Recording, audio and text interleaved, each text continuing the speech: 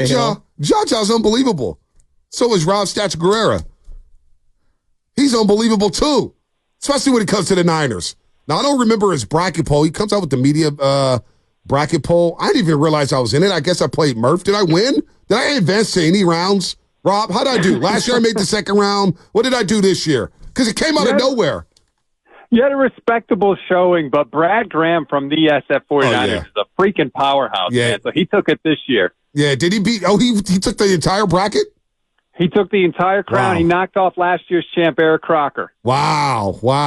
Well, he's got too big time for us, Brad Graham. He's now getting paid. He don't come on our show. Rob, what's happening with Brandon Aiyuk? Let's start here. We've been talking draft. It is draft week. I just can't. I keep coming around to this, Rob.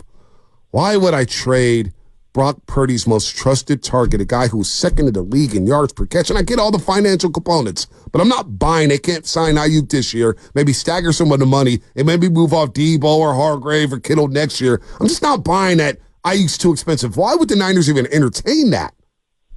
I don't think they want to. I think it's going to come down to whether or not they can get Brandon Aiyuk to agree to a contract. And Adam Schefter has said that Aiyuk's desire to get paid is greater than his desire to stay in San Francisco. So I think it's just they'd love to sign Aiyuk, but they have a price in mind. And BA thinks he's a top 5 wide receiver in the league. And I don't know if the 49ers think he deserves top 5 money.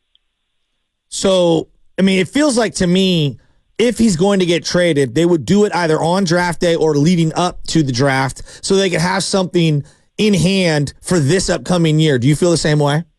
Completely agree with you. In fact, if he gets traded, he may not get traded, until the team he goes to is on the clock, so the 49ers don't get leapfrog. They could wait that long, because if you do it now, maybe somebody could leapfrog you, and then the guy you want is not there. So if it happens, it may have to be when that particular team is on the clock. But I think it's absolutely on the table right now. Well, let's play this out then.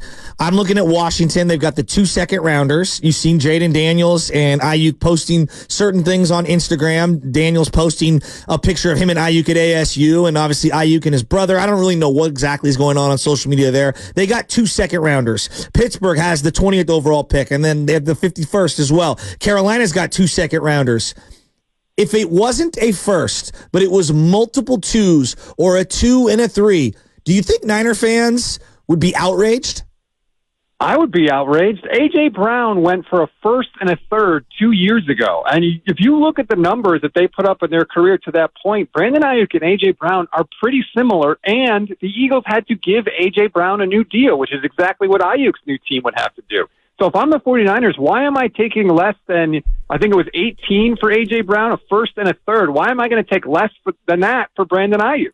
Yeah, I hear you on that one. Now, do you trust the Niners to maybe move off of Brandon Aiyuk and say they've had receivers? Obviously, they drafted Aiyuk, they drafted Debo. They also whiffed on many other wide receivers, including Danny Gray, who doesn't look like a player right now. Trent Taylor's back. We know about Dante Pettis and Jalen Hurd. Do you trust the Niners to be able to recoup on that type of production from it? You're not just trading Brandon Aiyuk. You're trading a good run blocker you look at McCaffrey's highlights, he's downfield blocking a lot for those long touchdowns for Christian McCaffrey. You're talking about a guy who the yards per catch. You're talking about over 1,300 yards receiving. How do you make up that type of production? Do you trust your rookie to come in under this regime and just come out of the park and knock it out the park right away? Because no receiver's done that under Shanahan yet. It's not going to be easy, and we know Kyle Shanahan is incredibly hard on rookie wide receivers.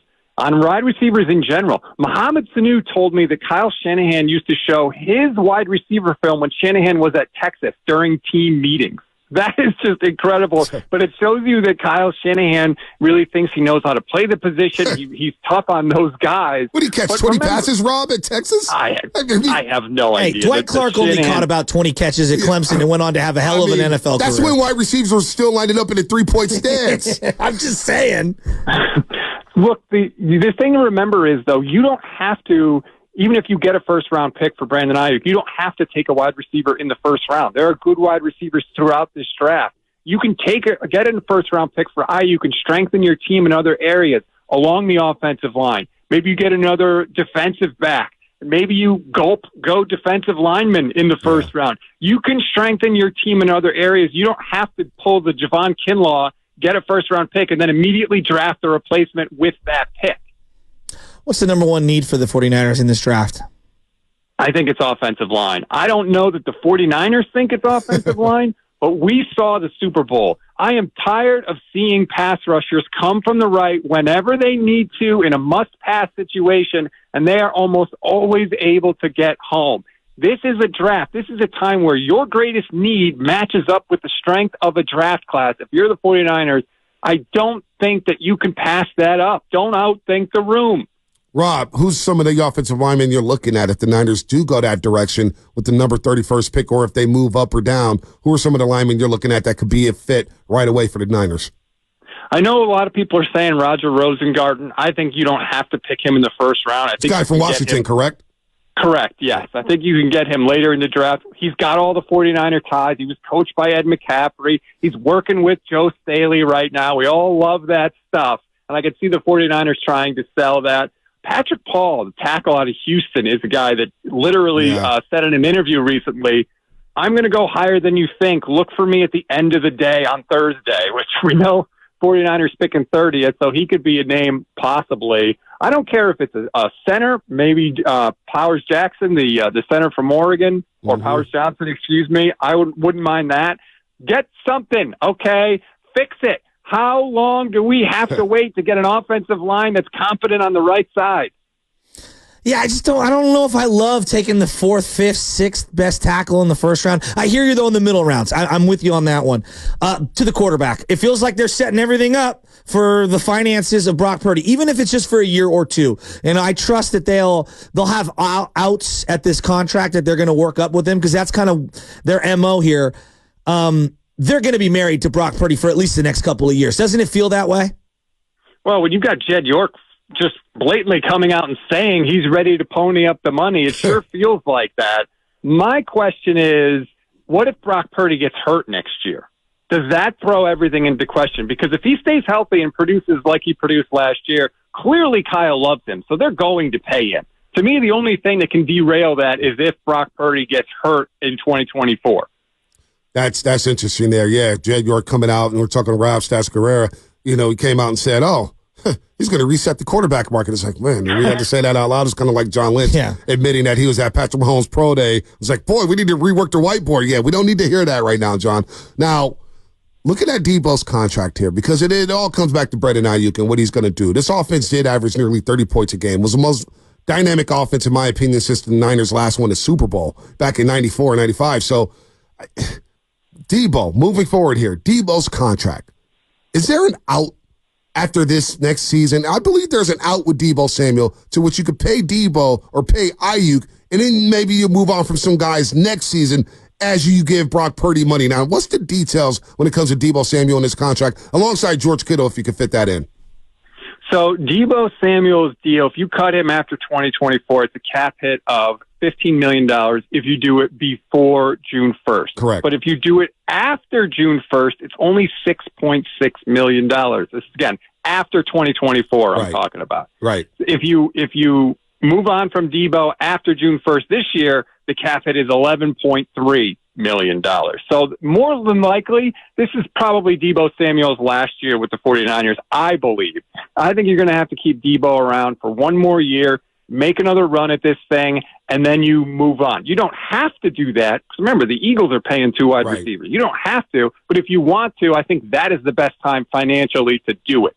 George Kittle, you got to wait till after this year. You're not going to move on from George Kittle. No doubt. So play this year, and then if you move on from George Kittle after next year, it's $20 million to cap it. Because remember, they've restructured Kittle a couple of times. Yeah. So he's probably going to stick around for at least 2024 and 2025.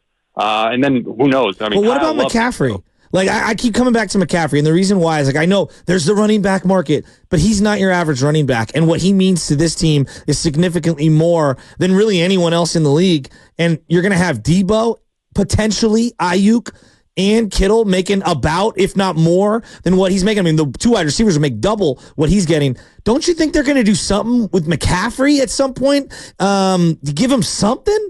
I just don't see him standing pat on this $14 million the next 2 years. I feel like they're going to do something with him, and that's kind of not been talked about. Yeah, so I looked it up before I came on, and I was like, wait, Christian McCaffrey's making what? Like, he is a steal right now for the 49ers. His cap hit is $14 million this year. It's $14 million next year. That is absolutely fantastic. It's going to be a really interesting question because we all saw how he unlocked the offense when he arrived, whether it was Jimmy Garoppolo, whether it was Brock Purdy. He's going to be 28 this year. He'll be 29 in 2025. And then you got to decide what you want to do with him and how much money do you want to pay to a 30-year-old running back. Now, I know he said, he's durable and his other injuries were not due to overuse and blah, blah, blah. But the history of the NFL says otherwise. So that is a massive, massive decision for the 49ers to make after 2025. Yeah, I wouldn't budge. I wouldn't, if McCaffrey's not saying nothing about the money, I'm not going to say anything about the money. And I love Christian McCaffrey. I'm all about players getting their bag. But I'm kind of with you there, Rob, because a lot of the conversation last year, remember, midway through the year, McCaffrey's touching it too much. We need more Elijah Mitchell. We need more Jordan Mason. You saw the offense when McCaffrey stepped off the football field. It was pedestrian at best. He unlocks everything, like you said, Rob. So what do you think happens? What is your final verdict? Is Aiyuk getting moved before the draft or during the draft? I don't think Brandon Aiyuk is going to get moved because ultimately the 49ers don't want to move him. They want to keep him. And I don't know if the 49ers are going to get an offer that they see is good enough to get them to move off of Brandon Aiyuk. And the 49ers have the leverage. He's on the fifth-year option. They could franchise him 2 years if they wanted to. So I think unless the 49ers get blown away, he's not going anywhere, and I don't think anybody's going to do it. All right, there it is. Rob Stats Guerrera. Of course, Stats on Fire, Gold Standard Network, 49ers, always kind to us here on the Morning Roast. Rob, take care, man. Thanks for joining us on such short notice. Anytime. Thanks for having me. Anytime. Draft day Thursday. Draft is coming, folks.